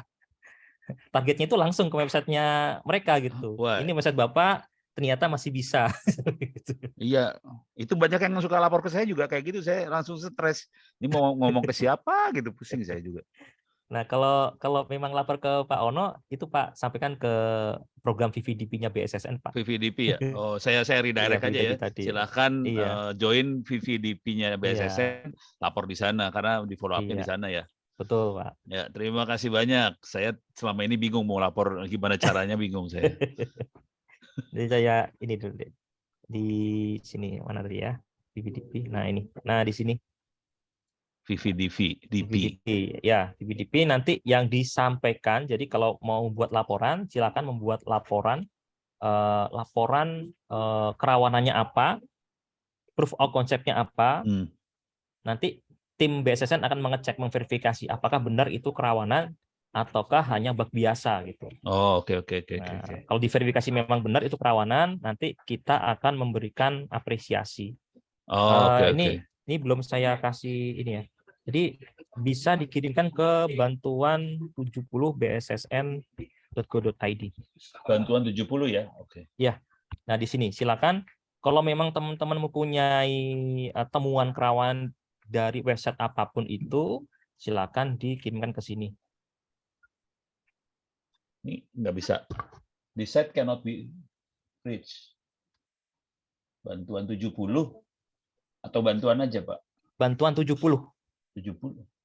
Angka 70 ya? Iya, betul. Bantuan 70. Bantuan 70. .bssn. Iya, bssn.go.id. Komputer saya tidak bisa akses. Nggak tahu ada masalah apa, Bo. Bentar lah, biarin lah. Bentar. Saya cari Programnya VVDP ini masih berjalan sampai sekarang. Ya biasanya dapat sertifikat VVDP, disampaikan bahwa apresiasi dari BSSN telah melaporkan itu. Kalau beruntung dapat souvenir. Souvenirnya biasanya kaos gitu ya, ada kaos atau tas gitu. Kemudian pertanyaan lainnya apa ya? Oh, bentar, saya juga harus nyari lagi. Ya, pertanyaannya, halo juga anak cantik loh. Ini bukan pertanyaan. Itu PDKT namanya. Apalagi nanti masuk praktek SSN, Pak. 4 tahun ketemu itu aja. Udah Jadi langsung teman hidup selesainya. nantinya. Lanjut selesainya. Lanjut. Nah, ini apa kita bisa mencoba bertahan dari link bit.ly menggunakan Incognito browser untuk mengecek kepastian web aslinya. Nah, ada satu lagi selain shorten link, ada yang namanya panjangnya. Jadi saya lupa nama ininya. Ke full desktop ya. Jadi selain kita memendekkan link, kita juga memanjangkan. Ini dia. Saya lupa. Saya jarang dipakai ya. Nah, expander. Nah, ini. Expander. Jadi kalau curiga linknya itu apakah oke. Ini di expand. Jadi contohnya tadi, nah ini ya expand. Nah ini jadinya di expand dulu ini. Ya jadi nanti bisa disampaikan ke ayah ibu di rumah, apalagi di grup chat keluarga. Kalau ada link yang mencurigakan dicek dulu ya. Panjangnya itu apa? Kalau kayak seperti ini mencurigakan. Gitu. Itu kemudian yang lainnya kalau YouTube apa gara-gara phishing juga atau faktor lain? Ya salah satunya memang paling banyak tadi saya sampaikan memang manusia itu adalah rantai terlemah dari keamanan cybernya. Jadi kalau sistem YouTube itu udah aman sekali kalau menurut saya. Kalau mau nyerang langsung ke sistem YouTube-nya itu agak susah. Jadi lewat mana? Lewat manusianya. Ya, dengan cara tadi, misalnya dikasih link apa, misalkan kita sedang live streaming, kemudian dari orang yang ikut live streaming, misalkan memancing-mancing, oh link ini bagus nih, bisa jadi referensi. Kemudian youtubernya klik link itu, ya udah kena. Bisa juga dari phishing, social engineering gitu. Jadi hati-hati. Bahkan kadang tanpa sengaja kalau kita itu kena serangan phishing, bahkan laptop kita itu bisa menjadi server untuk mining gitu. Server mining tanpa kita ketahui gitu ya. Ya itu anak saya yang SD kena. Waduh. Sebel banget laptopnya dipakai gituan. Gitu. Terus ini apa kacang cuma 2M ya? 2. Makasih Mas. 2M. Biorka udah nggak ada kabar lagi ini. Nggak usah saya ceritakan ya. Nggak usah. Kemudian Palapa. Nah, Palapa ini memang Pak Ono ikut terlibat pengembangan Palapa, Pak? Temennya Pak Yon yang ikut. Si Abe, Pak. Di AB. Abe. Palapa yang bikin itu. alumni STSN juga ya. STSN. Jadi ada hubungan sama BSSN sebenarnya. Ini saya ada SKKNI BNSP level 2 berarti setara SMK kah? Ya tadi ada levelnya, kalau kita level 5 sampai level 9. Kalau level 2 kita lihat di sini ya memang level 2 itu setara SMK. Jadi memang harus ada sertifikatnya sendiri. Selain lulus mendapatkan ijazah SMA atau SMK kejuruan, dapat sertifikasi okupasi. Nah, ini biasanya dari SMK ini kebanyakan. Oh, Benar ya, dari SMK ya? iya, Dapat banyaknya sertifikat SMK sertifikasi ini. Setara dengan 2. Tapi kalau nanti kemampuannya sudah banyak pengalaman, kemudian mau ikut sertifikasi yang level 5, level 6, walaupun masih SMK, oh itu bagus sekali. Yang kita lihat kemampuannya, bukan dari sertifikat ijazahnya. Kemudian, nah dia dapat network junior. Dia lumayan nih, udah level berapa network junior itu level 4 atau 5. Kemudian CTF-nya Geopardikan ya, saya masih awal di CTF. Wah, ini nanti Pak Ono nih. Di CTF. Orang banyaknya nanyanya gini, ini CTF-nya apa grup atau perorangan? Jadi CTF-nya Iya. perorangan bukan grup ya. Ya. Jadi perorangan dan bentuknya emang mungkin Geopardi istilahnya ya, yang pokoknya Iya. pertandingan biasa. Tapi levelnya level SMK ya, bukan level profesional loh. Gitu. Jadi nggak usah terlalu takut lah. Toolnya mungkin Kali Linux cukup kalau tapi sebenarnya yang apa yang tadi dijelasin sama Pak Yon juga sebenarnya udah mulai bisa dipakai sih. Jadi bisa browser aja. Itu Pak Yon. Iya. Nah ini nih FB. Nah ini perlu saya sampaikan juga nih Pak Ono. Begini, mungkin kita perlu studi kasus ya, atau kita coba langsung ya. Misalkan gini, teman-teman atau Bapak Ibu pertama browsing atau login ke sosial media, bisa Facebook, bisa Twitter, bisa Instagram. Kemudian di tab selanjutnya, kalau tadi kan kasusnya kan satu browser banyak tab dibuka bareng-bareng. Satu buka Tokopedia lagi, Facebook. Yang satu lagi buka Tokopedia, misalnya gitu. Nah, Facebooknya itu nggak dipakai ya, karena lagi asik belanja online. Kemudian misalkan belanja online itu ternyata belanja barang-barang yang aneh gitu ya, yang aneh misalkan gitu. Keesok harinya, Bapak Ibu atau teman-teman akses Facebook, tapi tidak ada niatan belanja, segitu. Pernah merasa apa tidak? Atau seringkali ketika kita buka Facebook tiba-tiba muncul iklan, ping gitu kan? Itu barang yang kemarin kita cari. Pasti pernah ngerasa seperti itu ya. Itu kurang lebih sama konsepnya dengan CSR tadi. Mirip seperti itu. Tiba-tiba muncul, lah kok tahu yang kita mau barang ini gitu. Nah itu kurang lebih sama seperti itu. Tanda-tanda kita kena hack gimana? Kalau kena hacks kena hacks ya, kalau di laptop atau di gadget itu pasti ada suatu aktivitas yang berjalan tanpa keinginan kita, kadangkala juga beban prosesornya itu akan terus running gitu. Dan yang tanda-tandanya adalah kadang dapat notifikasi muncul tiba-tiba. Biasanya kalau kita install aplikasi bajakan, install aplikasi yang kita download bukan dari website resminya, itu biasanya menjadi sumber untuk kita kena hacking gitu. Pola serangan menyerang port yang bolong. Nah, umumnya port yang terbuka itu adalah port 443 untuk HTTPS. Port 80 itu jarang. Jadi kalau kita menemukan port selain 443, misalkan port 22, port 21, itu udah bolong itu sebenarnya. Port 22 untuk SSH, port 21 untuk FTP. Itu jarang sekali dibuka. Dibuka pun itu kalau pakai VPN. Tapi kalau dibuka tanpa VPN, ya itu pasti bolong. Tinggal kita manfaatkan salah satu toolsnya ada Metasploit, itu lengkap sekali untuk melakukan serangan-serangan di port 22 atau 21. Ya jalankan saja gitu. Untuk cara yang tadi simulasikan, apakah bisa pengaruh juga kalau bahasa penggunaan dengan framework, Pak? Bisa. Bisa.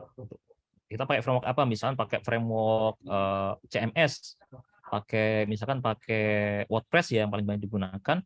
Ya kita cari kerawanan di WordPress itu di versi berapa, ada CSRF-nya, itu yang kita serang. Atau menggunakan framework yang PHP, CodeIgniter misalkan, atau Laravel. Kalau memang ada kerawanan CSRF, bisa juga dijalankan di situ. Jadi kita cek terlebih dahulu kerawanan CSRF-nya ada atau tidak. Kalau tidak ada, yang kita tidak bisa nyerang.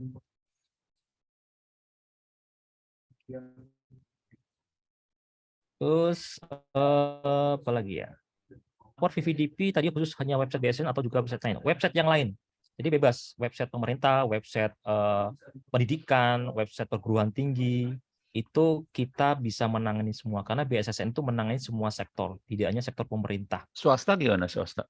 Juga. Swasta juga, Pak. Swasta juga. Di swasta itu ada di Deputi 4 kita. Oh, oke. Deputi Ekonomi Digital. Semua republik lah, satu republik berarti. Iya. Keren nih. Tinggal pilih, Pak, sebenarnya. Bisa kita menemukan nih suatu temuan gitu ya. Yang satu ternyata ada program bug bounty hunternya gitu. Satu lagi VVDP. Pilih mana? Kalau saya pilih bug bounty. Bug bounty Dapat dulu. duit, Pak. Kalau dapatnya 2 M VVDP. Iya. Nah, kalau chatting melalui chat GPT itu gimana sih? Sebenarnya kalau chat GPT itu harus kita kasih masukan terlebih dahulu sebenarnya, tidak langsung bisa menghacking gitu ya. Karena dia berupa AI, jadi kita harus kasih masukan terlebih dahulu. Kita kasih masukan inputan biar mereka belajar. Chat GPT-nya belajar terlebih dahulu cara hackingnya. Jadi tidak langsung hacking website ini tiba-tiba kena hacking ya, nggak gitu. Tapi kita kasih masukan terlebih dahulu. Misalkan buat apa namanya, bagaimana cara membuat website phishing gitu. Jadi kita menanyakan lebih kepada cara-caranya. Tetapi ChatGPT ini sepengetahuan saya tidak bisa melakukan execute suatu aplikasi atau kode. Dan itu harus dilatih. Iya. Apalagi ChatGPT-nya itu punya sesi. Sekarang bisa, besoknya belum tentu bisa karena dihapus sesinya. Nggak tahu ini kalau yang ini saya kemarin ngobrol sama teman-teman ya, bukan ChatGPT tapi GPT-3 atau GPT berapa tuh, dia bisa bikin coding, bisa bikin lagu, jadi mulai bikin sesuatu loh. Bukan kalau chat kan teks ya. Nah kalau yang itu kayaknya bisa rada kacau tuh. Iya itu. Ada pengembangan lebih lanjut sebenarnya. Dari ChatGPT ya. Iya, kalau kayaknya yang kan itu cuma rada teks belum nyoba aja ya. itu. Belum nyoba, baru ngobrol doang. Belum nyoba. Ya kalau adik-adik di sini udah nyoba, share lah ke kita yang lebih tua. Kalau core GPT-nya, AI-nya itu bisa dipakai buat yang lain. Bahkan bisa bikin paper sendiri kan, Pak ya? Oh gitu toh, belum tahu saya. Iya. Oh gitu toh, oh menarik ya. Hati-hati. Waduh, Kita harus ngecek itu. Emang core-nya bisa diakses sama kita ya? Ya API-nya kan open. Oh, pakai API. Iya. Oh, oke. API gitu. Kita akses ke core lewat API, terus kita bisa bikin aplikasi betul. apa aja gitu berarti ya. Iya. Wah menarik itu, menarik. Gitu. Kapan ada pelatihan seminar kali Linux? Minggu depan deh. Ya. Enggak. Jadi minggu depan saya rencananya mau bikin kayak gini lagi. Gitu. Jadi jam saya rubah ke minggu depan. Oh ya pas. Nah, ini hacker supaya menghindar dari terlacak bagaimana? Pakai VPN dah itu aja. Pakai VPN. Saya biasanya pakai ini ya. Ini saya share ini ya. Ini biasa saya pakai ini. Nah ini VPN andalan saya. Jadi kalau saya iseng-iseng gitu kan ngasih contoh ya rubah dulu posisi saya di selatan nih. Oh alah. Pakai ini. Oke. Jadi teman-teman kalau lagi belajar hacking jangan menggunakan IP yang asli ya. Nanti langsung kelacak. Jadi kalau mau coba belajar hacking walaupun hanya belajar gunakan VPN terlebih dahulu. Nah, kalau mau Nah, aman gitu. pakailah DVWA. Ya. Lokal aja. Lokal aja gitu. Tapi kalau mau terjun ya inilah Kalau beneran pakai VPN. ya, pakai Tapi ini. jangan nyerang situs beneran juga, tidak baik. Apalagi BSSN, ketangkap lu urusannya langsung.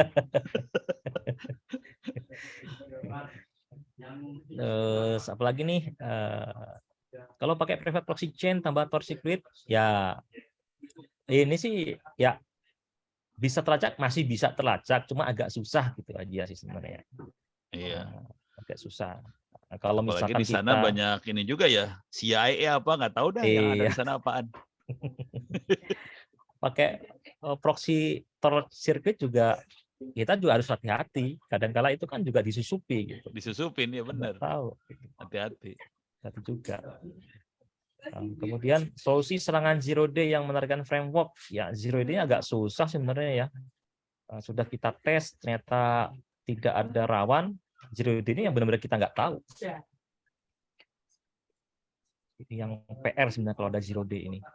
Kita udah tes aman ternyata masih ada bolongnya. Kita cek ternyata kita nggak tahu bolongnya di mana. Sampai ketemu itu masih zero day.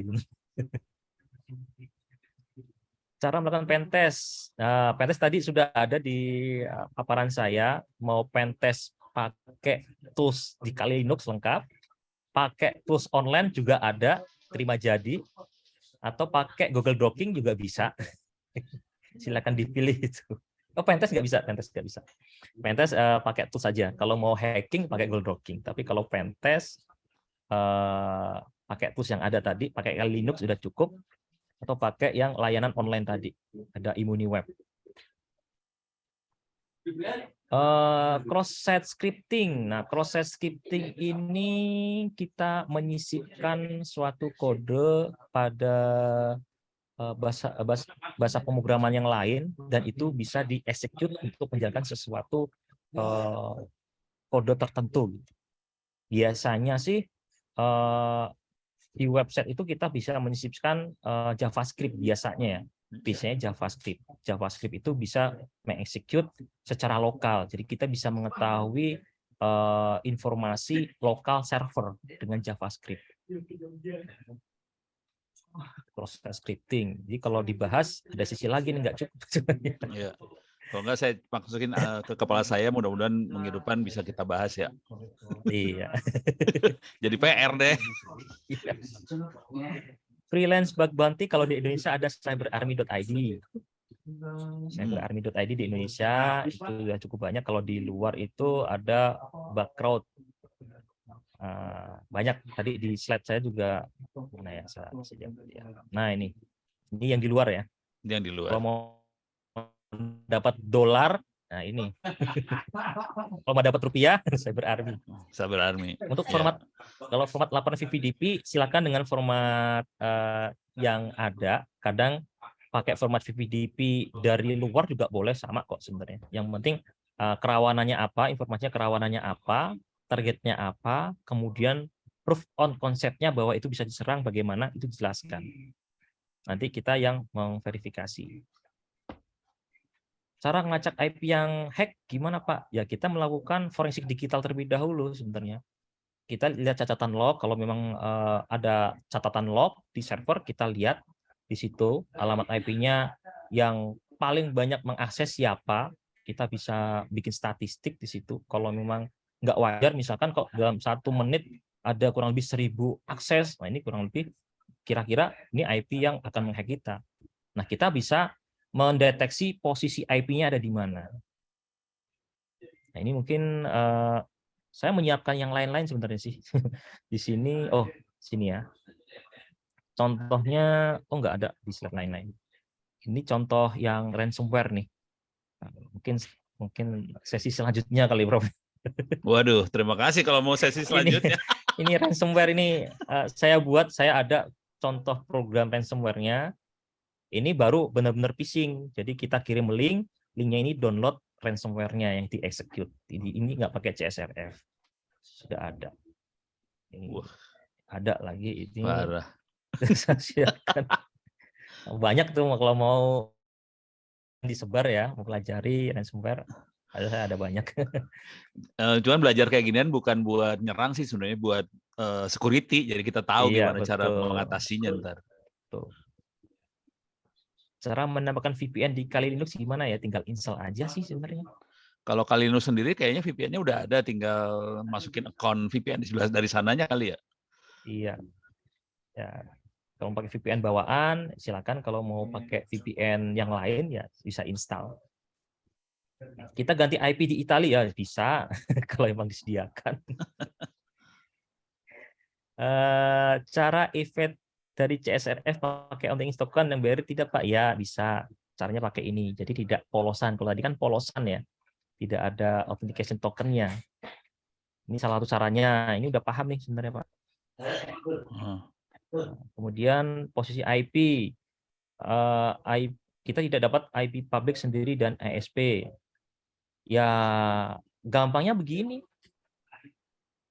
What my IP address location.